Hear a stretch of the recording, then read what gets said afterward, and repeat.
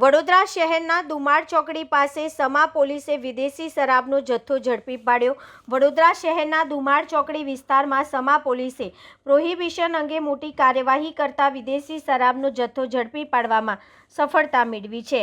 પોલીસને મળેલી બાતમીના આધારે બુટલેગર શંકર માળીના મકાનમાં દરોડા પાડવામાં આવ્યા હતા, જ્યાંથી જમીનમાં ખાસ બનાવેલ ગબ્બામાં છુપાવી રાખેલા વિદેશી શરાબનો જથ્થો શોધી કાઢવામાં આવ્યો હતો।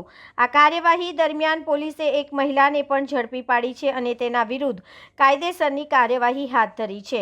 ઝડપાયેલા શરાબનો જથ્થો કબજે કરી વધુ તપાસ શરૂ કરવામાં આવી છે। ઉલ્લેખનીય છે કે 2 દિવસ પૂર્વે સ્ટેટ મોનિટરિંગ સેલ દ્વારા પણ આ જ વિસ્તારમાંથી અંદાજે 14 લાખથી વધુના વિદેશી શરાબનો જથ્થો ઝડપી પાડવામાં આવ્યો હતો। તેમ છતાંય ફરી એકવાર તે જ સ્થળેથી વિદેશી શરાબ મળી આવતા બુટલેગર નેટવર્ક અને અનેક સવાલો ઊભા થયા છે।